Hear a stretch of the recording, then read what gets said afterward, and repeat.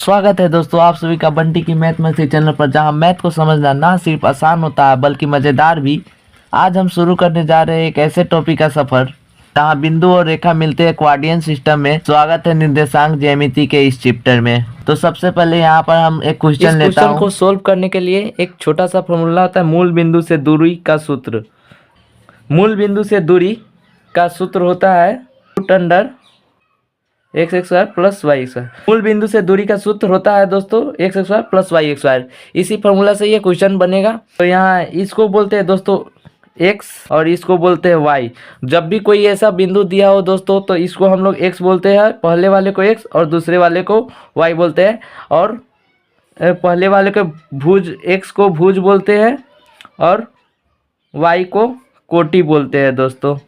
X को हम लोग भुज भी बोलते हैं और वाई को कोटि बोलते हैं, यानी ये भुज और ये कोटि है। तो यहाँ पर हमको क्वेश्चन दिया है मूल बिंदु से 3 और 5 की दूरी ज्ञात कीजिए। मूल बिंदु आप लोग दोस्तों देख सकते हैं, मूल बिंदु हम लोग किसे कहते हैं, ये चतुर्थांश आपने पढ़ा होगा, इसको मूल बिंदु बोलते हैं। ये 0 और 0 होता है, मतलब एक्स में भी 0 वाई में भी 0, इसे ही मूल बिंदु कहते हैं। तो यहीं से 3 और 5 की दूरी ज्ञात करना है दोस्तों।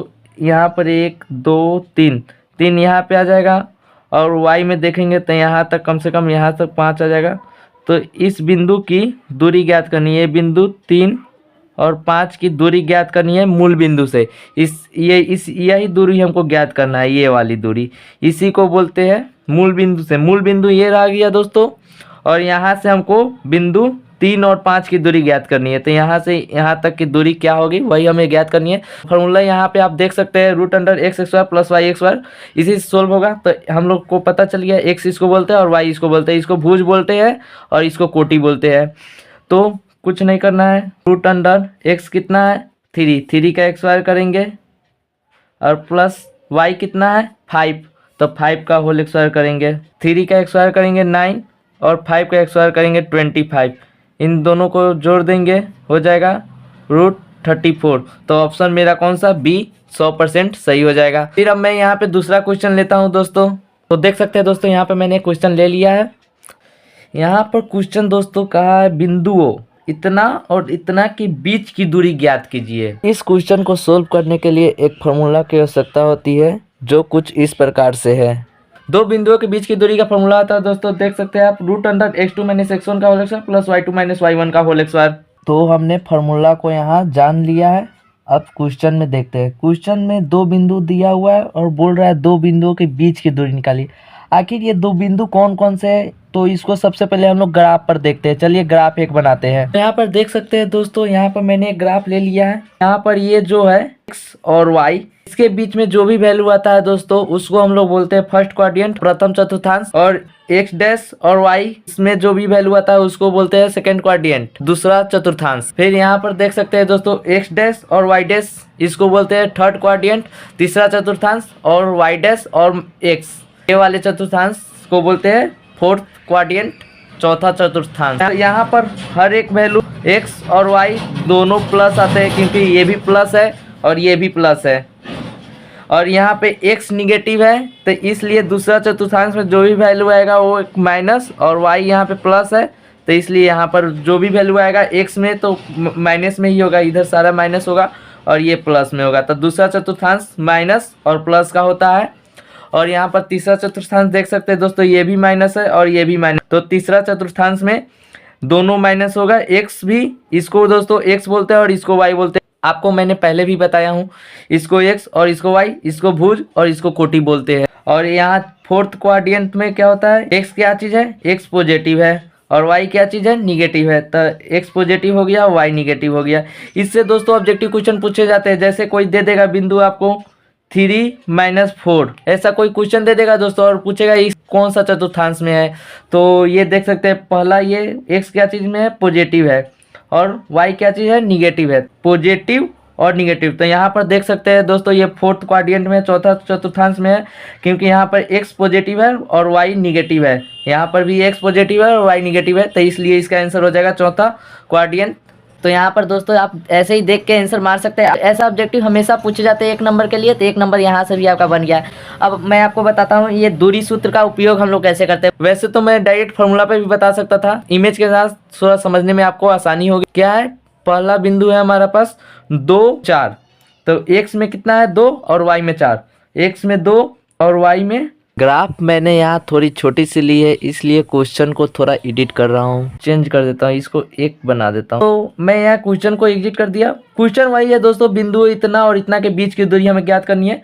एक्स में कितना है 2, एक्स में 2 हो गया, वाई में कितना है दोस्तों 1, वाई में 1। इन दोनों का एक मेन बिंदु होगा दोस्तों, जिसको बिंदु हमको 2 1 ज्ञात करना है। 2 1 पहले देखेंगे कहाँ है, तो उसके लिए सबसे पहले हम लोग इसको ऐसे करेंगे, तो ये हो जाएगा मेरा बिंदु 2 और 1। एक्स में देख सकते हैं दोस्तों 2 है और वाई में देख सकते हैं दोस्तों 1 है, तो ये बिंदु हो गया मेरा 2 और 1। अब बिंदु कौन सा देखना है, 3 और -2। एक्स में कितना है 3, एक्स में 3 हो गया, वाई में कितना -2, तो यहाँ पर आएगा मेन बिंदु। इस बिंदु को हम लोग बोलेंगे 3 -2। एक्स में कितना है दोस्तों देख सकते हैं 3 और वाई में कितना है -2। तो हमें क्या बोला गया है क्वेश्चन में, 2,1 और बिंदु 3, -2 के बीच की दूरी ज्ञात कीजिए। तो हमारा एक बिंदु ये और एक बिंदु ये, तो हमें इसकी दूरी ज्ञात करनी है।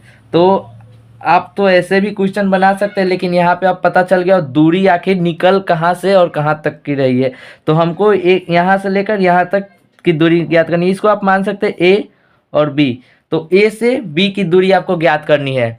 तो आपने फार्मूला देखा, दो बिंदुओं के बीच की दूरी क्या होती है, x2 - x1 का whole square plus y2 - y1 का होल स्क्वायर रूट अंडर में। तो यहाँ पर अब हम डायरेक्ट लिखेंगे AB बराबर, AB की दूरी हम लोग निकाल रहे हैं, तो फार्मूला क्या हो जाएगा, तो AB बराबर लिखेंगे x2 - x1 का whole square plus y2 - y1 का होल स्क्वायर। यहाँ पर अब देखेंगे दोस्तों x2 x1 हम लोग किसको बोलेंगे, ये x है और ये भी x है। इनमें से आप किसी को x1 x2 मान सकते हैं। जैसे मैं यहाँ इसको x1 मान लिया और इसको x2 मान लिया। यहाँ इसको जहाँ हम x1 मानेंगे वहीं पर y1 भी मानना होगा। ऐसा नहीं कि इसको x1 इसको y2 मान लिए तो गलत हो जाएगा दोस्तों। अगर हम इसमें x1 इस वाले में x को x1 मान रहे हैं तो y को y2 नहीं मान सकते, y1 ही मानना पड़ेगा आपको।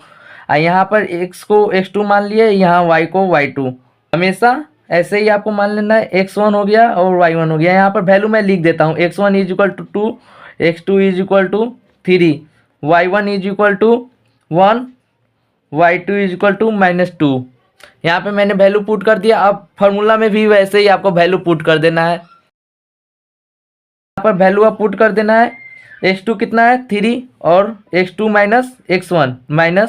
x1 कितना है 2, तो यहाँ पर 2 का होल स्क्वायर प्लस y2 कितना है दोस्तों, y2 - y1 का होल स्क्वायर करना है। y2 कितना है, y2 -2 है और माइनस फार्मूला का y1 कितना है 1 का होल स्क्वायर, फिर = 3 - 2 जाएगा तो 1 का होल स्क्वायर प्लस ये -2 और -1 दोनों जुड़ जाएंगे तो दोस्तों हो जाएगा -3 का होल स्क्वायर = 1 का होल स्क्वायर 1 हो जाएगा।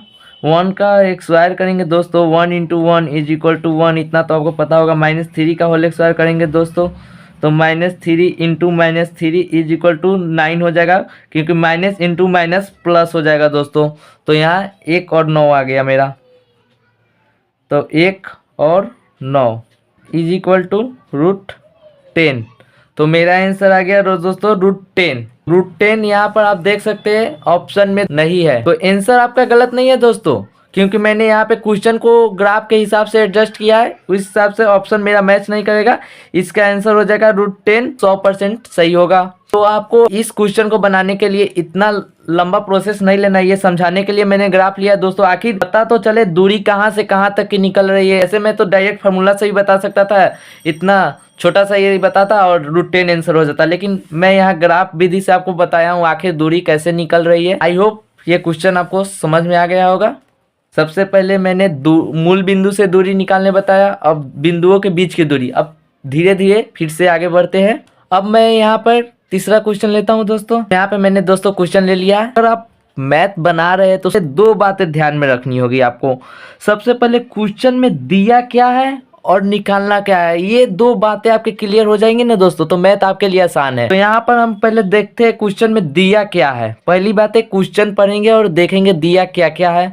तो क्वेश्चन पढ़ते हैं यहाँ पर, यदि क्यों बिंदुओं P और R से समदूरस्थ है। समदूरस्थ का मतलब क्या हो सकता है दोस्तों, समान दूरी पर है, तो x का मान ज्ञात करना है। तो क्वेश्चन में मैंने दोनों अब देख लिया, क्वेश्चन पढ़ते ही मेरे को दोनों बातें पता चल गई। दिया है Q बिंदु, P बिंदु और R बिंदु, और बोल रहा है बिंदु Q P और R से समदूरस्थ है, मतलब बिंदु जो Q है ना और P से भी उतना ही दूरी पर है जितनी कि R से उसकी दूरी है। मतलब इसका आप ऐसे देख सकते हैं, जैसे ये बिंदु P ऐसे है और बिंदु R ऐसे है, तो इसका मध्य बिंदु जो इसका बीच का सेंटर होगा ना, वहां पर Q बिंदु होगा। क्योंकि क्वेश्चन बोला है Q बिंदुओं P और R से समदूरस्थ है, मतलब समान दूरी पर है। Q P से भी उतना ही दूरी पर है। जैसे मान लेते हैं यहाँ की दूरी x है, तो यहाँ की भी दूरी x ही होगा, क्योंकि Q वो बिंदु है जो P से भी वही दूरी पर है और R से भी वही दूरी पर है। क्वेश्चन के हिसाब से हमने एक छोटा सा इमेज बनाया है। ये क्वेश्चन बहुत ही आसान है दोस्तों, बस ये आप लिख लिए, आपका क्वेश्चन सोल्व हो गया। सिर्फ आपको ये देखना है कौन सा बिंदु अकेला, अगर समदूरस्थ कहीं पर भी लिखा हो तो आप सबसे पहले ध्यान दीजिएगा सिंगल में कौन सा बिंदु है, अकेला बिंदु कौन सा है ये। और जो और के साथ जुड़ा होगा ना दोस्तों, जो दो बिंदु और के साथ, अगर कहीं भी समदूरस्थ का क्वेश्चन आएगा तो दो बिंदु और के साथ जुड़े होंगे। आप क्वेश्चन देखिएगा, और के साथ यहाँ दो बिंदु जुड़े हुए हैं, तो और P और R। अगर यहाँ पे नहीं दिया होता तो हम खुद से मान लेते, ये बिंदु को मान लेते P, या कुछ भी मान सकते, A B मान सकते थे। यहाँ A और B हमेशा ऐसे डालेंगे। जो बिंदु और के साथ जुड़े होंगे उसको इस तरह से लिखना है। पहले एक लाइन बनाएंगे और रेखा को कुछ भी मान लेंगे, और उस रेखा को, इस बिंदु को जो माने हैं P, इसको यहाँ और R इसको वहाँ, और जो बिंदु अकेला रहेगा दोस्तों उसको बीच में डालना है, क्योंकि वो तो समदूरस्थ ही होगा। बिंदु इतना और इतना से समदूरस्थ है। कौन सा बिंदु समदूरस्थ है, Q, तो Q को बीच में डालना है, क्योंकि दोनों के समान दूरी में इसको होना चाहिए, यानी इसका मध्य बिंदु है ये। और निकालना क्या है, x का मान ज्ञात करना है। यहाँ पर पहले मैं बिंदु P का मान डाल देता हूँ। बिंदु P है 5, -3, बिंदु R है x और 6, यही x का वैल्यू हमको ज्ञात करना है।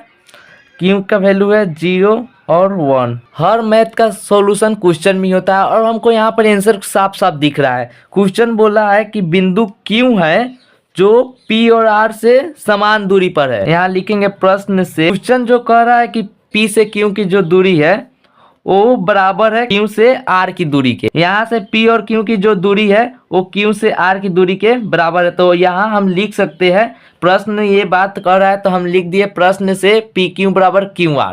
अब क्या है, PQ की दूरी निकालेंगे और QR की दूरी निकालेंगे, दोनों को बराबर कर देंगे। यहाँ लिखेंगे दूरी सूत्र से, कुछ नहीं करना है, दूरी सूत्र निकालना है। PQ दूरी सूत्र तो आप लोग जानते हो, अभी पिछले क्वेश्चन में आपने देखा। दूरी सूत्र क्या होता है, x2 - x1 का whole square plus y2 - y1 का होल स्क्वायर। और फिर इसके लिए भी लिखेंगे दूरी सूत्र, वही दूरी सूत्र चेंज थोड़ी नहीं होगा दोस्तों, दूरी सूत्र तो वही होगा, x2 - x1 का whole square plus y2 - y1 का होल स्क्वायर। अब हमें जो दूरी निकालनी है उसके भी एक छोटा सा इमेज बना लेते हैं। ये ले लेता हूँ PQ 5, -3 और Q का वैल्यू 0 और 1। फिर हमको Q से R की भी दूरी निकालनी है, उसके लिए Q 0, 1 और R का वैल्यू है x और 6। इसके लिए PQ में हो गया x1, ये हो गया y1, ये हो गया x2, ये हो गया y2, इसमें हो गया ये x1, ये हो गया y1, ये हो गया x2, ये हो गया y2। अब यहाँ पे वैल्यू हम लोग पुट कर देंगे, कुछ नहीं करना है। x2 कितना है, x2 0, 0 माइनस x1 कितना है 5 का होल स्क्वायर प्लस y2 कितना है 1 माइनस y1 कितना है -3। माइनस वाला जब भी वैल्यू आएगा दोस्तों हम लोग हमेशा उसको कोष्ट में डालेंगे, का whole square is equal to.